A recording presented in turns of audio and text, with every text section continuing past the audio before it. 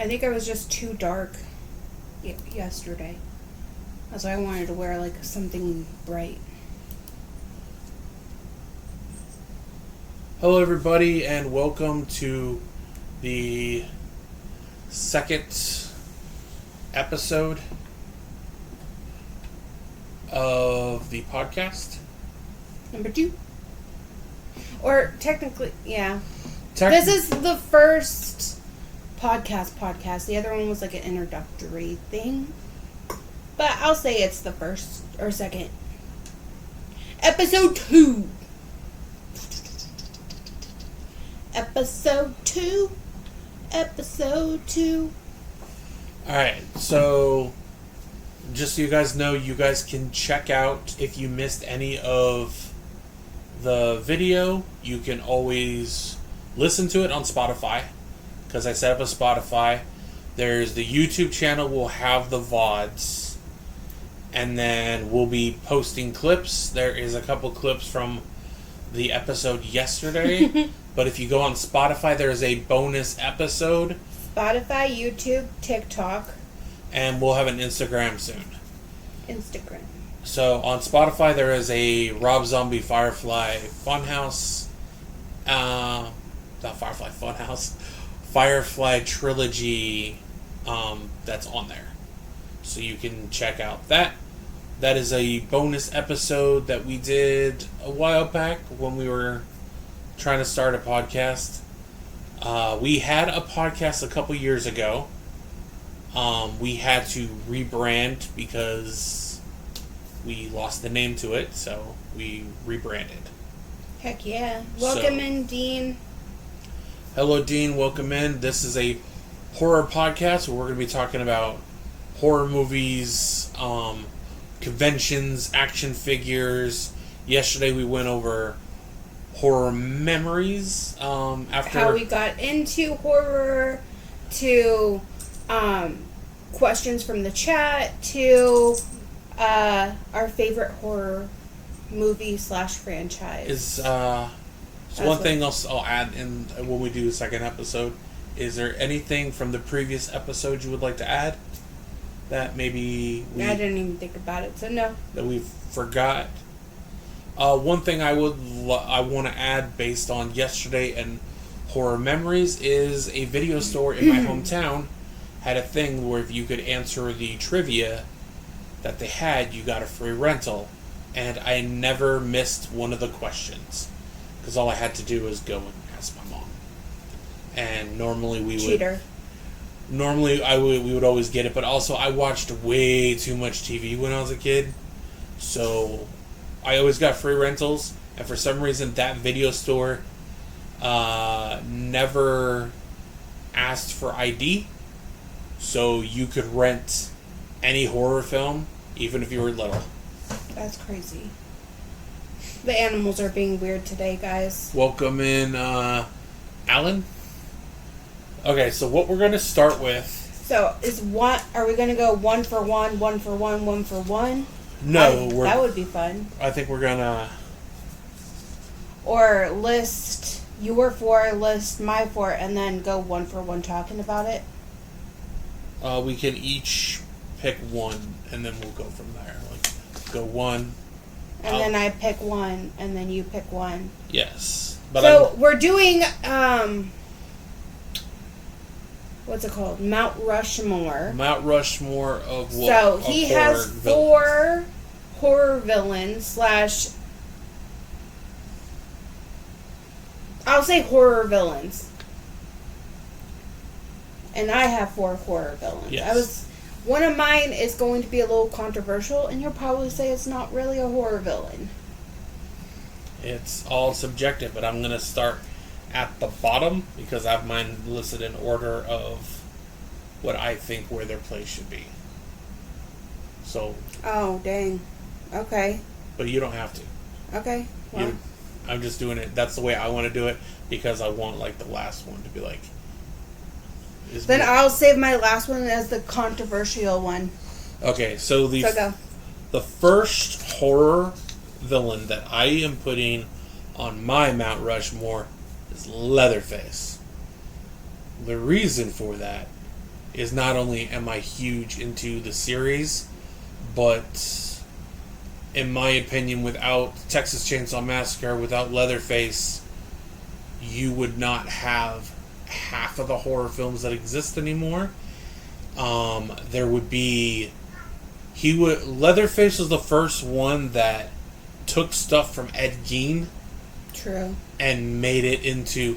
Like, Psycho did it first, but Texas Chainsaw was, like, fully intense. In Ed Gein territory. And when the first one came out, people thought it was a real person. A real... that they actually exist. And Leatherface is one of the few horror villains that could actually exist. There could be a person going around cutting people's faces off, cutting people... Because it actually happened, though. Yeah, but, like, using the human meat for chili thing. Like, you could do it for real. I'm pretty sure that that's happened. It's happened. It's just, for me, like... Like, in real life, I'm pretty sure there was a colony somewhere that was a cannibalistic colony. I mean, they're still out there today. But as a horror situation, I'm pretty sure it's still out there. And also... Or has happened. Yeah, and also longevity. It started in... I believe Texas Chainsaw came out before Halloween. Like, by, 2 years. So I think it was, 75, 76. It came out before. It's still ongoing. There's a remake about to come out, which I saw some of the stills for it, and it actually looks really good. The family dynamic is kind of weird, but for Leatherface, he's... True. He's not got all of his capacities there. His mind is of, a 10-year-old. Because in some of the movies, they show that, he doesn't fully comprehend what's going on, which is why he acts the way he does. And a nice little tip for you guys is the way that Gunnar Hansen, who played Leatherface in the original Texas Chainsaw, the reason he moved the way he does in the movie is he followed people around in a mental institution for a month to get it just right how to play Leatherface. And at the end of it, people couldn't tell that he wasn't a patient. And that's how he got the Leatherface. Leatherface has changed over the years, but I still think a lot of people wouldn't put him on the Mount Rushmore. So he did above and beyond to create Leatherface as a mentally handicapped murderer. Yes. And even in the second one's not as scary, but Leatherface still is a very intense character in there. And if you go to even the remake version of Leatherface is so intense, and you could show that to horror fans now that have never seen it, that think Leatherface is a joke, and they would be like, oh, that's brutal. The original? The remake. The remake, yeah. Well, even the original one is very unsettling, especially when you look at the scene with Leatherface's brother inside of the van, showing pictures and then, cutting his arm. Yeah. It's very intense. So Leatherface would be my first pick to go on my Mount Rushmore, would be Leatherface, and that is my first pick. Mine would be Michael Myers, because for me, the movie itself was created in such a artistic way. You know, I never really saw a horror movie. Hi, Zion. Hi, I Native. never saw a horror movie that went literally through the eyes of the killer.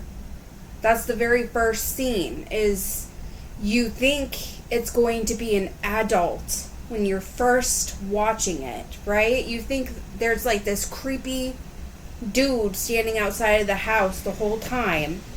And then to come to find out that it's a 6-year-old kid. You know? It is crazy that that's how the introduction to Michael Myers started, is you literally I don't know how they did it. Probably put a mask over the camera lens and just like walk through the house. But that was intense for me. And for me, it made me love horror movies. I talked about yesterday of Child's Play being the first horror movie I saw. But Michael Myers led me to love horror as a suspenseful thing. I always babysat all the time for all over my town. I would babysit, and so that made me very cautious and unnerved and like everything like that, because you never know who's standing outside, who you're actually babysitting for. Is there another kid that they didn't tell you about? Is there somebody gonna come get us? What's happening? Is one of these kids mentally not there? And you just might not be going home that night. So for me, Michael Myers, the Halloween series in itself, would be my first Rushmore pick. I think it's a good pick. Yes. So it may or may not be on my list later. I'm just saying it was the thing that made me love horror and made me go out looking for the next Halloween, which I would consider Friday the 13th the next Halloween. Even though that's very controversial to say, actually, but it led the way for that movie. And I haven't watched all of them. I couldn't recite them like you can, because that's like one of your favorite franchises. But I still remember, watching it on Monster Fest and horror TV stations and stuff, and trying to figure out who was the killer on Friday the 13th, because in the beginning of Halloween you didn't know until that turning moment when Michael's standing outside waiting for his mom and dad to come home. So it just led me to find more and more and more horror movies. I'll expand upon it later. Okay. I'm not trying to give it away, but yeah. So, I will go with my third, which is Pinhead. I was shaking the table, guys. I'm sorry. It's on a table. Yeah, we have I'm not putting my arm up on the table anymore. We have a new setup, so we got... I got really excited. I'll stop. We have a fancy table now for the setup. As it goes along, we're going to upgrade the setup. We even got a pumpkin on this one. And this is the living room, but we're going to upgrade the setup in here and then upgrade the setup in there as well. So, number 3 for me is Pinhead. You skipped 2? No, because I'm going like 4, 3... Oh. Okay, because you said 1, and then you skipped to 3. No, so I said the last one is... Leatherface is 4. And then Pinhead is 3. You done messed me up. So, Hellraiser to me is the series... The first series that made me go out and read the book. What series? Hellraiser, so Pinhead. So because of that movie, the original Hellraiser, when I saw it, I went and read The Hellbound Heart. And he is the only horror villain that I will say that does not sound stupid when they talk. I would say, I'm going to cut you right there. There's 2 for me. And that would be Candyman and Doug Bradley. Those would be the 2. Pinhead and Doug Bradley. That don't sound stupid. It's just like when Freddy talks, it can sound dumb. When Chucky talks, it's very like comical, but nothing Pinhead ever says, and everyone that he's in. I'm not gonna shake the table. It already shook. It's very shaky. So it's like a shaky vehicle.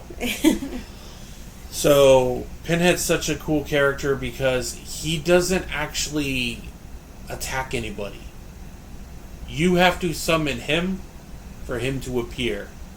which is completely different than any other horror villain. You have to summon him, and all Cenobites used to be humans, and then they get turned into something else.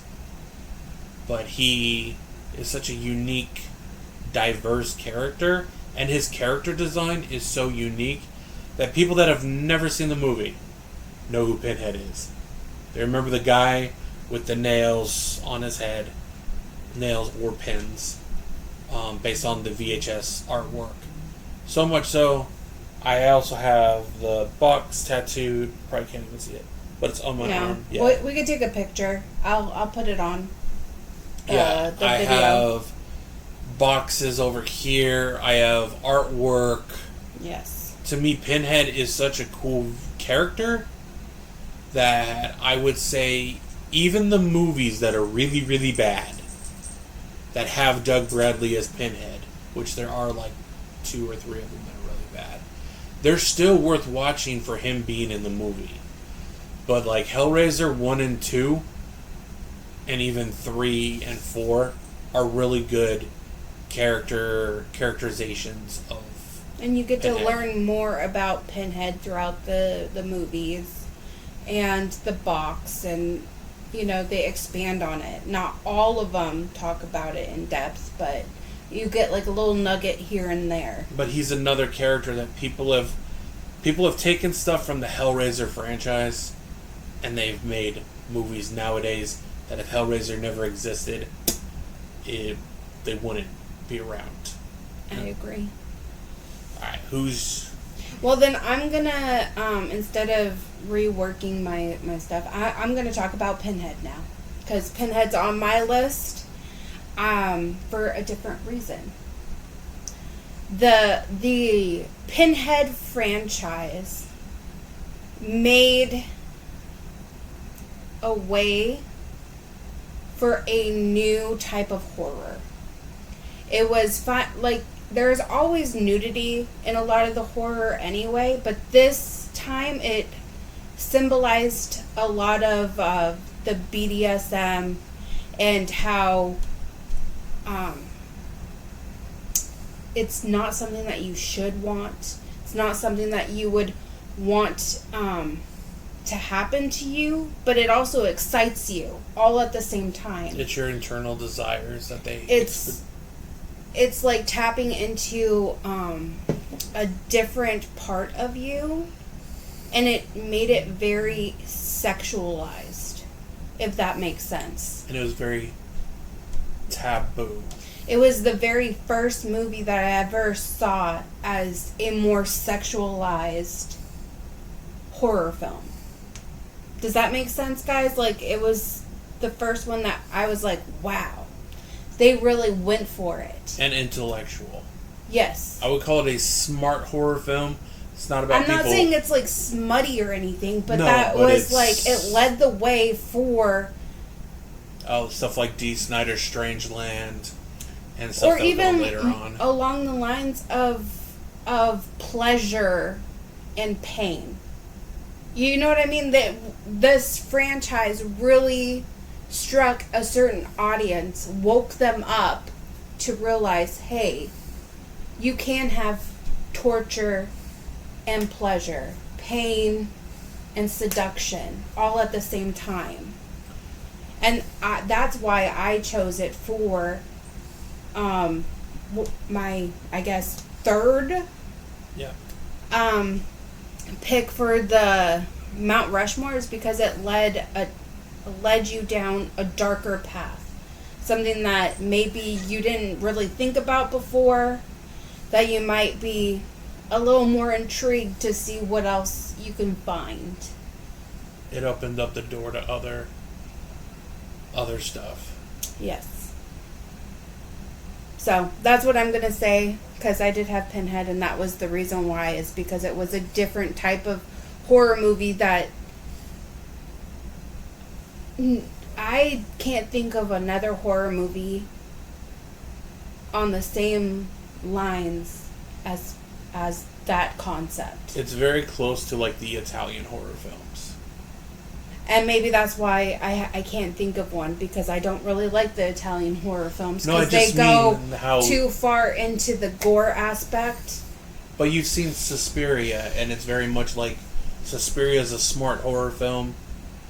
Yeah. And Hellraiser is a very smart one. But as the series goes on, until you get to 4, it expands on Leviathan and the box, and where the box came from, and how you summon demons, and the black magic that's associated with it. And the famous saying, curiosity killed the cat. So all these people are super curious, and then they end up opening a gateway to another dimension. And most of them don't make it out of that. If they ever make it out. Even the ones that do make it out, they're screwed up for their whole life. That's a good pick, though. Yes, but that's what I was going for. Because a lot of the movies, yes, there's sexualized things in it, but Hellraiser, it wasn't focused on it, but it was also like the first naughty horror film. Like the first one that makes you question things. Like, ooh, that was different. To, the chains coming out and ripping the flesh off of a naked person. Him saying, don't cry. It's a waste of good suffering. Yeah. Like, those things, I'm just like, wow. That is a good question, Zion, and I'll answer that right now. Yes. Have you guys watched any horror films from the 1930s? We both have. Is that like Dracula? Dracula, Frankenstein. I do like Dracula. I need to rewatch Frankenstein. I will say the 1931 Dracula is my favorite vampire movie of all time, Zion. And all the Universal monster movies from the 30s and the 40s, I think are top tier. I don't think you can get better from them. But then there's also Phantom of the Opera, which came out in 1930, like right before it got to talking on screen. Phantom of the Opera is such a great film that people should watch. Or even Nosferatu. OG Nosferatu. Well, because Phantom of the Opera is free on YouTube. It's free on Amazon. There's no reason not to watch it. That, King Kong, House of Wax, like the original House of Wax, Dr. Jekyll and Mr. Hyde. But Dracula is a near perfect film. If you have not seen it, you can watch it. There's 2 versions. One has music, one does not. I like the one with the music, even though originally it did not have the music when it got released in theaters. The Mummy's another good one. Or The Old Dark House. Universal Pictures made great. I didn't watch the Invisible Man, but I did watch the remake of it. It was different. Invisible Man is good, but it's more comical. But Frankenstein, Bride of Frankenstein, The Mummy, Creature from the Black Lagoon is good, but it's not technically from that era. It's from the 50s, so it's not technically from the 30s, but Dracula, Frankenstein, you just can't. Anything that has Lon Chaney Jr., Bela Lugosi, or Boris Karloff is top tier. Very top tier. I love those movies. I grew up on those movies because they were always on TV when I was a kid. So I always watched the Universal Monster movies.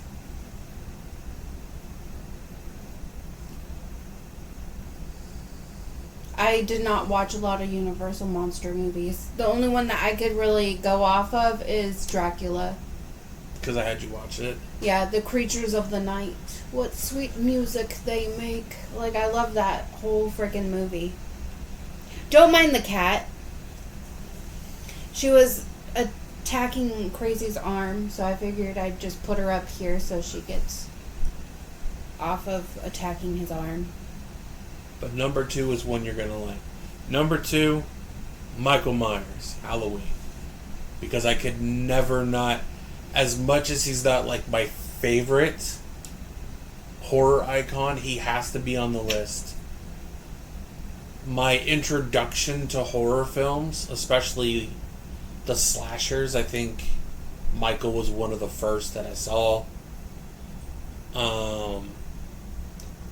Michael Myers is such a cool character, and the original Halloween is near perfect. I don't know what I would change in the original film. Everything is so good. You have the music, you have the cinematography, the opening scene is masterful. Every death scene that's in the original Halloween is memorable. All of them. Like, if you've seen it, you remember it. You also remember him by the hedge, or the heavy breathing. You know the cues. And even like Halloween 2 is really good, but what I normally do is I just put them together, because Halloween 1 and 2 flow very well. I can't name another horror movie series where you could watch part 1, and if you watch part 2, it's like one complete full movie. I can't name another series that you can do that with, because Halloween 2 starts like a minute after the other one ends. Yeah. And Donald Pleasance and Samuel Loomis is perfect in there. But as You stopped. Kitty, sorry, my ADHD. Yeah, Kitty. She's right here. She's my parrot cat. She loves being up on my shoulder. So Michael Myers, such a good character. I even have the original Halloween logo from the 1978 movie tattooed on my arm. He has tattoos, guys. I have mainly horror movie tattoos, like from posters and stuff. But I do like Michael Myers. I've liked the series. I even like the weird one that nobody likes, which is Curse of Michael Myers. Love that one. I just don't... I'm not a big fan of like H2O and Resurrection. But as a whole, Jason would be number 2 on my Mount Rushmore. Is very good. Zion says he has a few but wants more tattoos. I think I have like 14, I think, with all of them. So, my whatever, second, like I said, I messed up the order, is Freddy Krueger. Because it was the first slapstick horror villain I saw. He really freaking... like in the insane asylum or whatever, when the lady is trying to stay awake and she's burning cigarettes into her hand over and over, trying to stay awake, and then his one-liner of you've made it, or welcome to prime time. Yeah. Welcome to prime time, and she gets like impaled in the TV, you know. The guy that's stuck in the wheelchair in the dream, there's like this spiky wheelchair, and he says, back in the saddle again. Joey, he can't talk, and so he says, Joey, are you a little tongue-tied? While he's tied up with tongues. So it just made it slapstick funny. What's your favorite dumb line that Freddy has ever said? Because there's... I'm your boyfriend now. And then his tongue comes through the phone and licks Nancy in the face in the very first one. My favorite stupid line that he says, it is in part 4. And he said, the dude yells Krueger, and he yells, well, it ain't Dr. Seuss. But that would be mine. It was the first time that I really enjoyed. It wasn't like all slapstick. You were still terrified to go to sleep. You know, you didn't really want to go to bed because what if it is real? What if Freddy, by watching this movie, is going to come into your dreams and you're no longer here? I was still scared of Freddy for the longest time as a kid. He was very inventive, the kills. Yes. The kills that are in the movies are very inventive. Unlike the first movie, he was more scary than funny. But the whole, hey, he doesn't want you up there. But the more, as you go through, okay. The more, as the movie goes on, you don't know if it's just a dream, if that was reality and she's dreaming now. Was that a premonition before the actual thing? And the first movie is it all a dream? The first movie's all a dream. So it's all just like a mind fuck. Okay, I'm gonna say it, a mind fuckery. So that's what I want to say because it led the way for other funny horror films for me. Not saying as a leading the way type of thing, but for me, it like opens the door to where you're going next. Thank you for all the likes on the live. The man who is at the top of my Mount Rushmore, for anybody that knows me, is no surprise. It is Jason Voorhees from Friday the 13th. To me, that is the horror icon. That is the... Mine would be Michael Myers, but I did it in the wrong order. My next one's just controversial. But anywho, go on with... So, when anybody sees a hockey mask, they no longer think of hockey first. No, they think of Michael Myers. They think of Jason. No, they think of Michael Myers. How many times have somebody said, oh, that's a really cool Michael Myers tattoo? Or if they're looking at a Michael Myers tattoo that's on my back, that's a cool Jason tat. Because people that don't watch it don't know. But Jason is... His movies are, to me, really good. They're really intense. Friday the 13th really opened the gateway to slasher films for me. Yes. Because when I first started watching them, I watched them on Monster Vision. And then I thought, oh, these aren't too bad. But when I got a hold of the actual VHS tapes... God, that dated me. The actual VHS tapes. Those ones were intense, brutal, nudity. It was next level. And I watched them all like the day before I went to camp. Probably not the best idea. Well, also the cabin I went to had no wall in the front. So all I could see is the lake. So I was like, oh, that's nice. But ever since then, I will always go back and rewatch Jason movies, except for Freddy vs. Jason, and I don't like the original Friday the 13th. It is too slow, and it's not really one I gravitate towards. Ironically, Part 2 is like a favorite of mine, and he does not have the hockey mask in that movie. No, he has the potato sack. That is the notorious potato sack.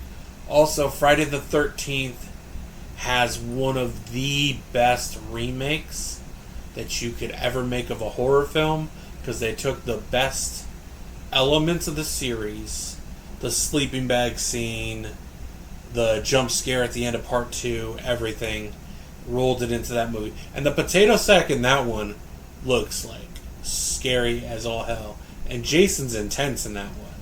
That's my favorite kill, is the sleeping bag scene. Sleeping bag scene is like notorious for a lot of people's favorites kill in the series. Mm-hmm.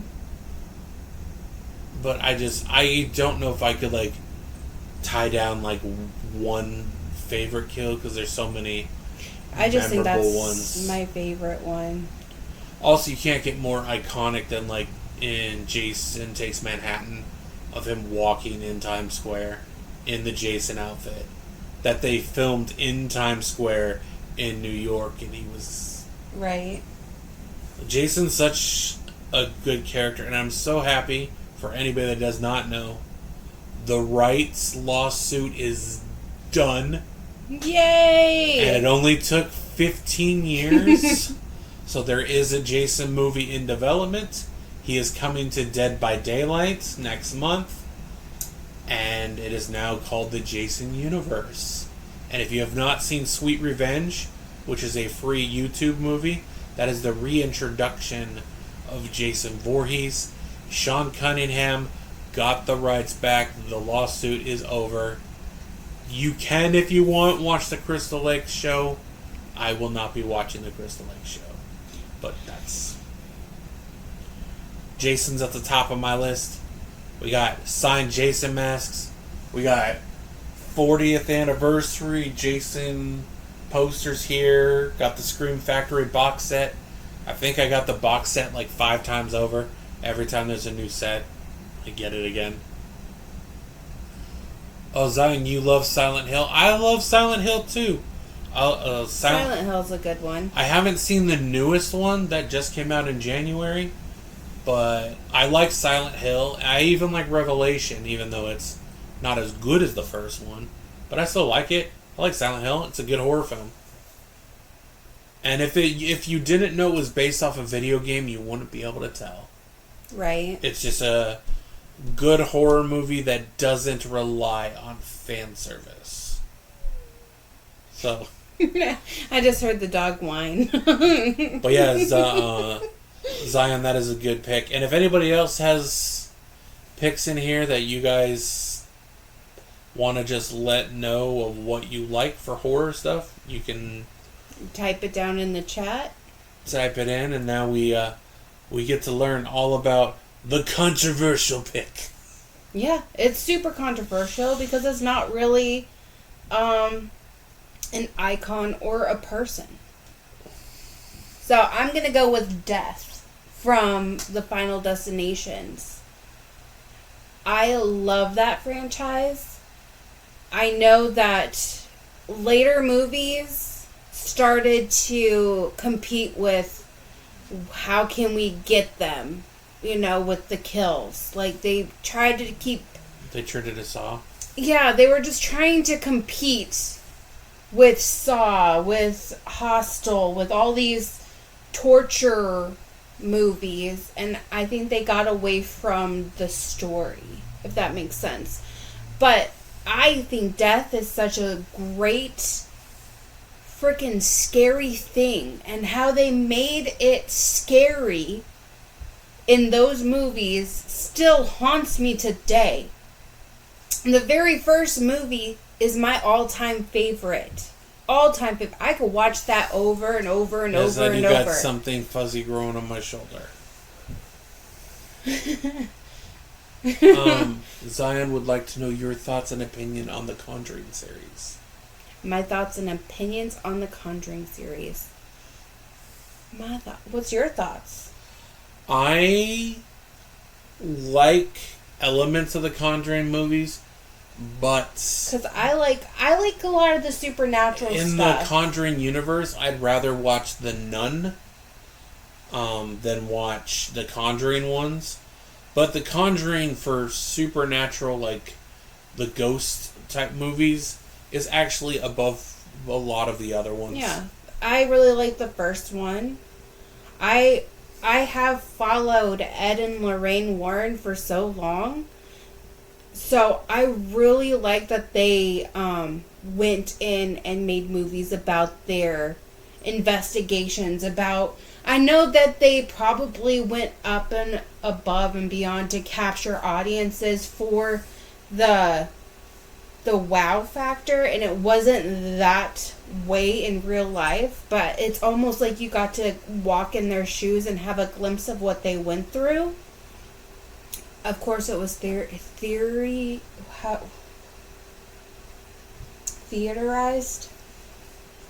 Is that what I'm theaterized or whatever? Where they went up, just like the Amityville Horror. They bumped up what happened to the family to capture the audience. They dramatized it. Yes, thank you. That's what I've been trying to figure out, the word. They made it more dramatic than what it was. I'm sure that there was voices in that house. I'm sure that house is haunted. I'm sure that, that house does not want holy people in it. I'm sure that all that stuff did happen at a fraction of what it did. And I think one of the things that makes The Conjuring so good is Annabelle. It's James Wan. Nah, it's Annabelle. Because the guy that made the original Saw is the one behind the Conjuring stuff. Yes. And he's always been hands-on with the entire series because... Yes. The one I didn't like was The Devil Made Me Do It. But I have grown to appreciate it. And I don't think you finished Last Rites, because when I tried to put it on, it looks like you watched a fraction of it. I don't remember. Maybe. I'll have to rewatch that one. But I have watched all of them, even The Nun. I really liked The Nun. Nun 2, if you haven't watched it, I definitely would recommend it. It's more on the darker side. And it makes you question a lot of things that you know about the Conjuring universe. I've seen most of the Conjuring movies in theater, so good.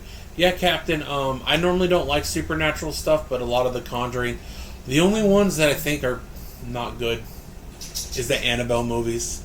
I find them to be very lackluster. I wasn't talking about those movies. I was talking about the entity of the Annabelle. Like, in real life. I think that's what he was made just saying them, that he saw the movies. But to me, the Annabelle ones... Annabelle Comes Home isn't bad. It's just my whole life, like, my mom would watch all the documentaries. So I know about Annabelle and all that stuff. And I just think it could have been better. But I don't feel like your pick was controversial. I agree with it. Especially since I'm just saying it's not like it's an entity because it literally that death in itself is scary, but it's almost like they made death a viable thing that was coming out to get you. And that's haunting to think that you should have died at a certain point and because of something other. And I'm not just talking about, like, having a vision, because in the second one, everybody that was on the freeway didn't have a vision. Like, yes, they got saved by the person, but they should have died previous. But it was all wrapped up in the people that Alex saved. Like, they should have died at the times that Terry died. That the teacher should have died. Like, the teacher in there was supposed to go to a school where there was, like, a mass shooting and that kid killed the substitute teacher, but because the teacher in the first one died at home, they transferred him over. You know what I mean? Like, it's like this whole intricate thing that now he's trying to come in. Death is trying to come in and collect the souls that should have been already in his hand. But because of Alex's choice of getting those people off the plane, it's like he couldn't collect those souls before he collected the souls of Alex and them. It's a very interesting concept. I think it's a good one. And yes, we do watch zombie movies. I want to talk about that because I'm mad at you, and I've been mad at you for a while. I told him that I didn't like zombie movies, that I don't like them. The only thing that I really liked was The Walking Dead, the first couple seasons, okay, because it was really intense and all this stuff. And what movie did you put on for me? Return of the Living Dead. Yeah, and it pissed me off because I was expecting something along the lines of Walking Dead, like the intensity, and I got a slapstick movie. I was so mad. I like Return of the Living Dead. It's quirky. You tainted that movie for me by doing it the way that you did it. If you told me it was just a slapstick haha movie, I wouldn't have been so mad. But you said, I got a really cool zombie movie after we had this discussion. But since then, I've shown you Day of the Dead, Dawn of the Dead. I tried to have you watch Zombie, but you were like, no. It's the eyeball thing, guys. Breaking bones, slow, torture. Well, it's because I'm just desensitized, so that stuff doesn't bug me. But we can go with... We're going to talk about... Now, on the last part of it, we each have 4 horror movies that we will recommend to you guys. We'll give a slight reason why we'll recommend them, and then we'll do our closing segment. I still don't find a way to close the podcast, but You clap. We'll just do a slow clap.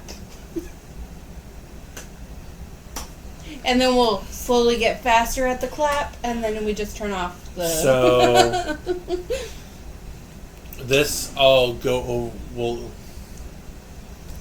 could go yours first. I'll do all 4 of mine first, and then you do your 4. Okay. So the first one on my list is Winnie the Pooh, Blood and Honey. The first one? The second one. Okay, say 2. Part 2, which you can watch on Peacock, and it is very good. Now, I know for some people, seeing Winnie the Pooh do some dastardly things, but the introduction of Tigger in that movie, and how Owl is, and for an all-around horror film, I think it's a very, very good horror film. I think people should check it out. And it's not all gory. Like, yes, there's gore in it, and they do go above on the gore, but the story in the second one, they expand on what the first one to the second one, and it makes more sense. There is going to be another Pooh-verse movie in here. The second one, Subspecies. If you like vampire movies, it is, in my opinion, of the full moon movies, it is the best of all their series that they have is the Subspecies series. Because the vampire looks like how a vampire should look. He's not like glittery or nice or attractive. He is pale. If you've seen Nosferatu, like the original Nosferatu look, that's what Radu looks like. And the series is very good. There's 4 movies in there. And the first movie, I didn't realize this till recently, there is a cameo by Angus Scrimm, the tall man. It's one of the last movies he did. So he's in there. So Subspecies, I would say check out. Another one is called Behind the Mask, The Rise of Leslie Vernon, which is from the villain's perspective of everything they have to go through. And it's like a mockumentary documentary of like a horror villain. It's a good movie, but though. It's really good, and they just announced they're finally doing a sequel. Yay! Now, my final pick is a movie that, if you want a good story, but it also has super intense scenes of chaos and destruction that made Ghost over here cringe with... I've cringed at a lot of them, so... We are talking about Neverland Nightmare, the Peter Pan horror film, which the movie lets you not know if the legend of Peter Pan is real or if this guy's just a little nuts. You got a drug addict Tinkerbell in there, and you got some super intense horror scenes. it's basically this grown man is stealing children to take them to Neverland, to take them to Peter Pan. Yes. He takes them, he is Peter Pan, he's taking them to Neverland. But in my opinion, that is the best of the of what they call the Poohverse movies. I screamed, "Oh no! Oh my God! Why?" And that is another one that is on Peacock. How dare you?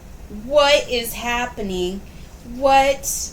Yeah, I screamed a lot. And Neverland Nightmare, if you want an intense horror film that has a good story, like, you should take out of your mind the fact that these are characters you were raised on, because if you really look at the aspect of Peter Pan, the real story is not really happy. He takes children somewhere else. It's not really and Peter Pan's more of a villain than a hero anyways. He chops off Captain Hook's hand and feeds it to a crocodile. I think this is my perspective on Peter Pan, without it being a horror thing, is that all these kids are dying. And he is the thing that takes them to the next journey, for him to Neverland, where you stay a kid forever. It's because these kids died. And he is the Grim Reaper that takes them to their next part. That in my head, that's what it is. It's not necessarily he's going there and stealing children. But in my opinion, it's Neverland Nightmare is a great horror film. I'm not saying it's not. It definitely made me cringe and squirm. And if you guys are interested, there's a new one coming out called Pinocchio Unstrung, and that's out in a couple months. As is Winnie the Pooh, Blood and Honey Part 3. So on that note then, I want to talk to you guys about Pinocchio's Revenge. Since you talked about Pinocchio Unstrung, I'll talk about Pinocchio's Revenge. It's an older movie, so it's been out for a while. I don't know where you could watch it. I didn't look it up like crazy. Looked up all his. You can't find it anywhere. I've tried for a long time. But it's basically Geppetto made Pinocchio. Pinocchio has an entity inside of him, and he wants to become a real boy. Along this path, he is psychotic, and he makes children do stupid shenanigans. Okay? And he is bound by invisible strings, because he's a marionette. He's bound by invisible strings, and the only way he could be released to do more mayhem is he has to trick a kid to cut his strings. And it's all done in like shadowy form. It's a really good freaking movie. I think it was before Child's Play, but I could be completely wrong. Came out in like 96, 97. So no? No. Okay, then I'm wrong. But it's all based on, the very first scene is where Geppetto's digging a hole and putting Pinocchio in it and burying it, and he gets arrested before he could bury Pinocchio. And so now he becomes a, what's it called? Like, what's it called? Pinocchio's Revenge you gotta pay for on Prime Video, and it is not on Netflix. What's it called? He becomes like part of the investigation, so the police have to take him. What was it? Evidence. Yeah, he's evidence. And so the police person don't know why she doesn't take him to the police station. No, she takes him home, where it's her son or daughter's birthday. And then they fall in love with Pinocchio, and he just stays there torturing everybody. Looks like they kind of got a little bit of that from Child's Play. Yeah, but that's basically what it is. Like, I believe one of the kids end up almost drowning under ice. And then, like, it's intense. It's definitely intense. My next one is The Final. I watched it on Netflix a long time ago. And it's along the lines of kids being bullied so much and how much they're going to take, and then they plan a revenge. And the revenge is intense, y'all. The revenge is... Oh. The star quarterback. His girlfriend. The star cheerleader. She has to cut off his fingers. She won't cut off his fingers. So they give the star quarterback the option to cut off her fingers so his fingers remain intact.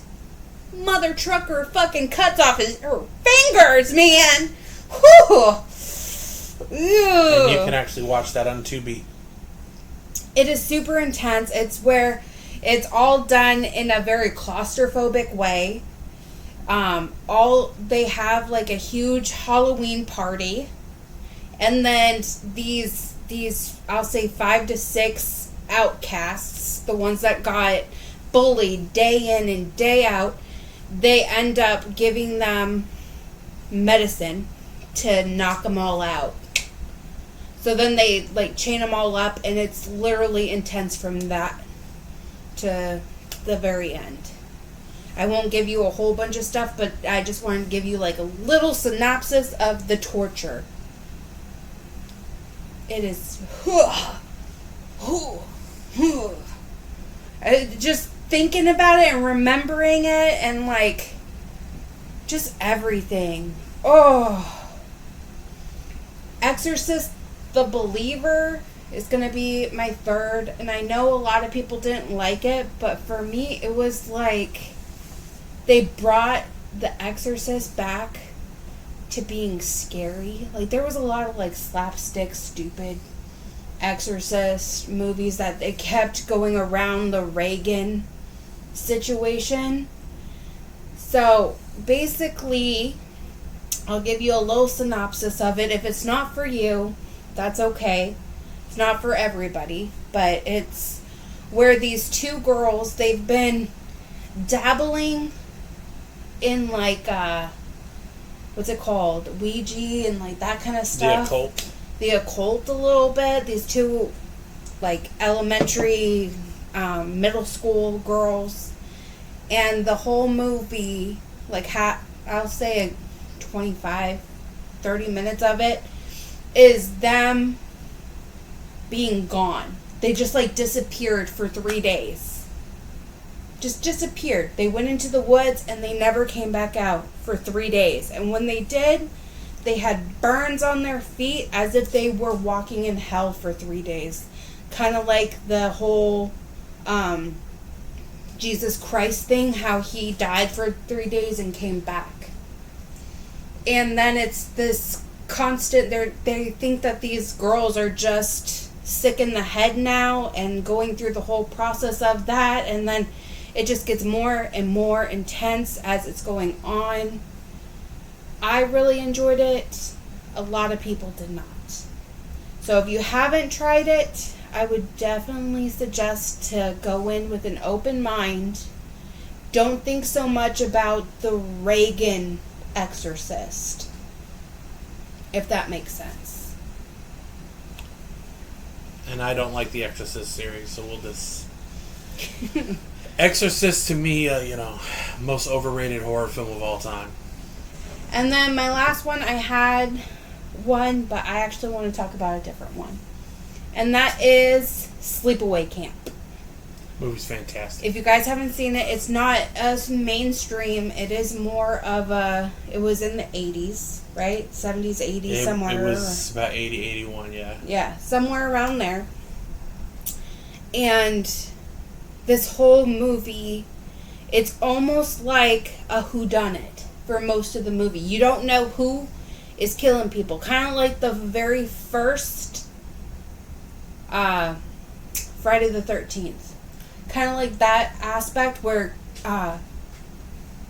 campers are dying. Okay, campers are slowly dying. You have this really weird chick. Really Angela. weird. Yeah, Angela. She's super... social skills are off. Like, she's super weird. And quiet. And everybody's slowly, like, picking on her a little bit. She does find comfort in this, like, teenage boy that's actually, like, saving her from being bullied as much and stopping people from bullying her. But throughout the whole freaking thing, like, you're still trying to figure it out. I won't give you the pa-pow at the end. Has one of the best endings in a horror film. Yes. But the whole movie, you're trying to figure out who's killing who. Is it one of the camp counselors? Is it the boyfriend of Angela? Is it Angela? Who is it? Is it Jason Voorhees' mom? You don't know. And a girl gets killed by getting a curling iron shoved in her lower region. Yeah. Yep. Curling iron hot into her no square. So even though it's a silhouette, but it's because back then you couldn't really show stuff like that. Nowadays you probably could. But. I do, Captain. Do you enjoy slapstick horror? I do. I do. Evil Dead movies, Reanimator. Reanimator was one. My favorite slapstick horror movie ever. I haven't showed it to you because it is very hard to find a copy, and it is never on streaming, and it is called Dead Alive, or it's called Brain Dead. There is a scene in there where there's a bunch of zombies, and in order to take them out, the dude has a lawnmower, and he mows them all down a hallway, and there's so much gore that it's funny. And there's a reverend in that movie, and his catchphrase is "I kick ass for the Lord." Right. I know it's not quite a horror. It's more like a satire, right? I think They Live. Is it more satire than horror, or what? What am I thinking? It's in the middle. They Live is like one of the best John Carpenter movies. So They Live, because I think that has slapstick moments in it. It does, especially with when fucking Roddy Piper goes into the thing and he was like, "I'm here for bubble gum and to kick ass, and I'm all out of bubble gum," and boom, boom, boom, or he goes in there and "You're good. You look good. You're fucking ugly." They're like, what? Yes, and a Reanimator is just like next level. Yeah. Especially like, and Bride of Reanimator goes even more crazy. Technically, you could classify Gremlins as a slapstick horror movie. I do like Gremlins. Or Ghoulies. Critters. Slapstick, I would almost put Tremors in there. That's up there, yeah. I don't know if I'd put Tremors, like the first one, in there, because that was more scary than all the other one, but the second to on, slapstick, definitely. Ass blasters, come on. Basket Case, I would put in that group. Oh, I haven't fully watched that one.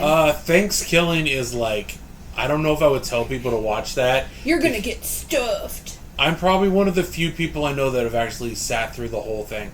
That movie's pretty freaking bad, Ginger though. Dead Man, The Evil Bong. Killjoy, yeah. The list goes on. I used to have a tendency to buy like those multi-packs, and there's some bad horror films. Zombiever's a really bad horror film. I didn't watch that with you guys. Oh, if you want a slapstick horror movie it's very comical, but there's also like good horror in it, Night of the Demons. Yeah. Like not Demons, because Demons is like brutal, but Night of the Demons, where they go to Whole House and like people get like possessed in really weird ways, and it's just Like that movie is actually pretty good, and it's free on Prime, so you can. I like suggesting movies that people can watch for free, so it's not like sign up for Hulu, sign up for Disney Plus, but like Tubi, Amazon Prime, and Pluto TV have really good amount of like horror. So if you're into horror films, Netflix is not the place for you to go. Tubi is really good. Hulu is not. Amazon, Tubi, and Pluto TV are all ones that have a vast amount of horror films that you can watch, and it will cost you no money whatsoever. And that is the best way to do it, when it's free. I agree. I do. I agree. Especially since video stores don't exist anymore. Kitty cat. The cat. She wants so much attention because we're not paying attention to her now. Turtle. And the other cat is asleep. Yeah. But those are my choices. I definitely love horror. If you guys haven't seen Killer Clowns, that's another one. You should watch it. Yes, I would. That would be a slapstick horror. That is 100% a slapstick horror movie. I don't know how I was ever afraid of that as a child. The clowns are scary looking. The clowns are scary looking. We have a whole setup on this side of Killer Clowns merch. I'm wearing Killer Clown stuff. But I think I'm one of the... Like, how many people can you say they have a Killer Clowns from Outer Space collection besides me? Small. It's a small thing. We got to meet the girl in there. What was her name? She was the lead. We got to meet her, and she said, "Oh no, why popcorn on our thing?" And there's a big Killer Clowns event going on in Texas, like in July. Yeah. But we got a signed stunt from the stunt guys, a signed picture. Yeah, still don't have anything that has the Chiodo brothers. Chiodo, whatever. Yeah. I know, I was looking at the one Funko Pop that we don't have and getting it signed by the Chiodo brothers, like buying one that's signed. Well, yeah, so this was our second episode. But for those that weren't here in the beginning, I'm going to say that the episodes are also going to be on Spotify if you've missed any of it. We have a YouTube channel that is also Crazy Heroes House of Horror. We have a TikTok that we have clips on there that have stuff edited by Ghost over on there. We're trying to get that up to 50 followers so we can live stream directly from that channel. Just because there's more people, we can get more people in there. It's Crazy Hero House of Horrors. Yeah. And that is the TikTok, but we do have it's on Spotify, so you can listen to it if you want to again. And we're just trying to progress. I have not decided what next week's episode is going to be yet. But every Sunday... We'll put it out there. We'll do a mini video or whatever and put it out there for everybody to know what the next one is once we figure it out. And every Sunday, there will be a new episode live streaming every Sunday at 5 Thank you p.m. for the gift. Yeah, thank you, Captain. So every Sunday, 5 p.m. Central Standard Time, we will be live doing the podcast. You can find us on the Purple app at Crazy Hero Rise. You can find us here until we get enough followers on the other page. So you can follow here, follow Crazy Hero House of Horrors. Also, the YouTube channel has the exact same name as everything else. Crazy Hero House of Horrors? Yeah. Or Crazy Hero Rise? Crazy Hero House of Horror. It is its own YouTube channel. So we have a standalone YouTube channel just for the horror content. Here, I could show to YouTube. And right now there is currently no subscribers because it is new. It is very new, but I do appreciate everybody that's in here watching, and we will be doing the live stream every Sunday. We will be here. I don't know if I could find it. But yeah, I'm super excited, guys. And if you guys have any recommendations on episodes you would like us to do, I'll subscribe. It's rule there. I don't know if you guys could see it. Yeah, so if you have any recommendations, you can send us a message.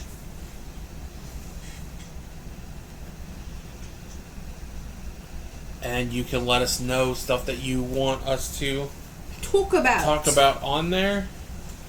And we will see you guys next time. Thank you, guys. Goodbye. We'll be back.